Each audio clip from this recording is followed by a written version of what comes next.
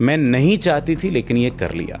अगर इंसान है, मोहब्बत चाहिए थी तो फिर उसका तरीकाकार भी डिफाइन कर लीजिए। मैं उसके साथ फिजिकल नहीं होना चाहती थी, लेकिन पता नहीं उसने मुझे मजबूर कर दिया और मैं हो गई। आप अपने आप को वक्ती तौर पर अंधा कर लेते हैं। आप कैसे नहीं चाहते थे, आपके चाहने से सब कुछ होता है। कुछ लोग अपनी गलतियों का एतराफ़ नहीं करते, कुछ लोग अपनी गलतियों का मलबा दूसरों पर डालते हैं, जिस वजह से उनकी ज़िंदगी और ज़्यादा दुखों का शिकार हो जाती है। मसलन इस बात को ले लीजिए कि मैं ये ताल्लुक़ नहीं बनाना चाहती थी लेकिन बना लिया। मैं उसके साथ बात नहीं करना चाहता था लेकिन कर ली।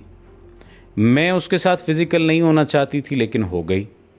मैं नहीं चाहती थी उसके पास जाना लेकिन हो गया। मैं दूसरी शादी के लिए राज़ी नहीं थी लेकिन मैं ताल्लुक़ में आ गई।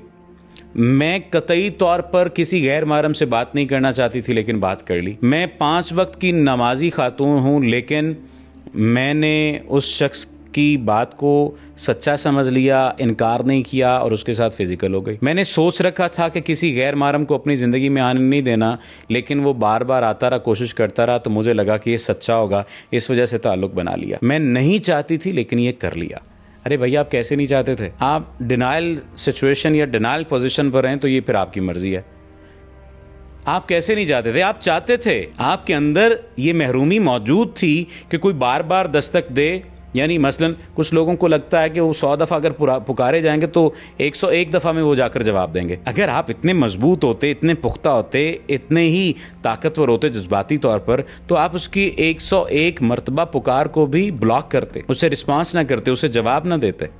फिर आप ये कहते हैं जी कि इंसान है, हमें मोहब्बत चाहिए थी। अगर इंसान है, मोहब्बत चाहिए थी, तो फिर उसका तरीकाकार भी डिफाइन कर लीजिए। फिर ये बात ना कहिए कि मैं नहीं चाहती थी या नहीं चाहता था। आप चाहते थे, आपकी ज़ात के अंदर ये कमी थी।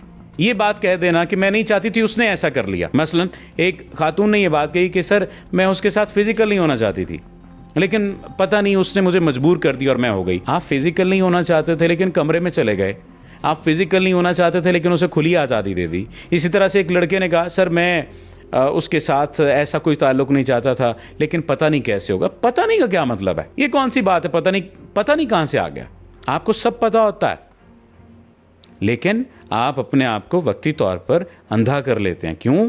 क्योंकि आपको वो वक्ती तौर पर मज़ा आ रहा होता है, आपको प्लेयर मिल रहा होता है, प्लेयर ड्रिवन रिलेशन आपका बन चुका होता है, या आपकी ज़ात के अंदर कोई कमी होती है, कोताही होती है, और उसी कमी को, उसी कोताही को दूर करने के लिए, ख़त्म करने के लिए, ठीक करने के लिए आप कोशिश करते हैं कि आप ताल्लुक़ बना लें। और फिर आप ये बात कहते हैं बस इतना ताल्लुक़ बनाएंगे। वो इतना ताल्लुक़ रह नहीं जाता, वो हर हद तक ताल्लुक़ चला जाता है और फिर तमाम हदें पार हो जाती हैं और फिर आप बैठकर रो रहे होते हैं और फिर आप ये कहते हैं कि मैं नहीं चाहती थी ऐसा हो। आप कैसे नहीं चाहते थे?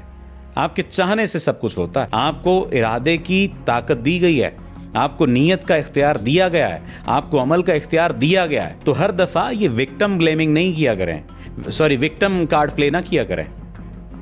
ये बात समझ लीजिए। और हर दफ़ा ब्लेमिंग से काम नहीं चलेगा कि मैं तो ये नहीं चाहती थी लेकिन ऐसा हो गया। कैसे नहीं चाहते थे आप?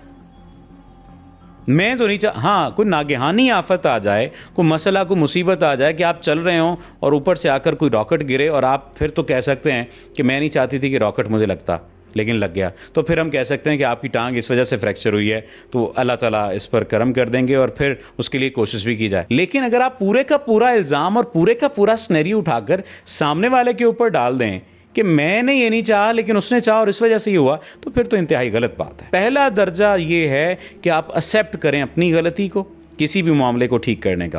पहला दर्जा ये है कि आप एक्सेप्ट करें किसी भी मसले को कि मेरी ज़ात के अंदर ये प्रॉब्लम थी, इस प्रॉब्लम की वजह से ये हुआ, अब मुझे इसका हल बताया जाए। जब आप एक्सेप्ट नहीं करते ना और डिनाइल में होते हैं ना, तो फिर आपको मशवरा देने वाला भी गलत लगता है। यानी अगर आपको आपकी वालदा भी कहेंगे ना बेटे आपने ये गलत किया, तो आपको वो गलत लगेंगी। आप कहेंगे कि ये देखें मेरी साइड पर होना चाहिए इसे, माँ को तो मेरी साइड पर होना चाहिए। माँ को कैसे आपकी साइड पर होना चाहिए? आप शौहर को थप्पड़ दे मारें। माँ को कैसे आपकी साइड पर होना चाहिए? आप किसी एक्स्ट्रा मैरिटल अफेयर में हो। माँ को कैसे आपकी साइड पर होना चाहिए? आप शादी से पहले शादी कर लें, निकाह से पहले कुछ और करते फिरें। हो सकता है ये बातें आपको तल्ख लगें, लेकिन ये बात समझ लीजिए और जान लीजिए कि आपको इख्तियार दिया गया है। जो काम आपने किया है उसकी जिम्मेदारी पूरी उठाइए और जिम्मेदारी पूरी उठाने के बाद उसे ठीक करने की कोशिश कीजिए, चाहे किसी भी अंदाज से ठीक करने की कोशिश करें। अगर कोई भागकर जाना चाह रहा है और आप नहीं जाने देना चाह रहे, तो फिर उसे पकड़िए, गिरेबान से पकड़िए, उसे हर तरीके से पकड़िए। साइकोलॉजिकली पकड़िए, उसे स्पिरिचुअली पकड़िए, किसी भी तरह से पकड़िए, फिर उसे फैमिली को इन्वॉल्व कीजिए, खुद उसकी फैमिली के साथ बात करें। ऐसे कैसे मुमकिन है कि वो जाए, क्यों जाए, लेकिन उससे पहले तस्लीम करें आप अपनी कमी को भी, अपनी कोताही को भी, अपनी गलती को भी। फिर ये नहीं होगा कि ठीक है मैंने गलत कर लिया, वो तो ये ना करता। कैसे ना करता, आपने गलत किया तो उसने भी गलत किया। अल्लाह ताला आपका हामी और नासिर हो। आपका बहुत शुक्रिया।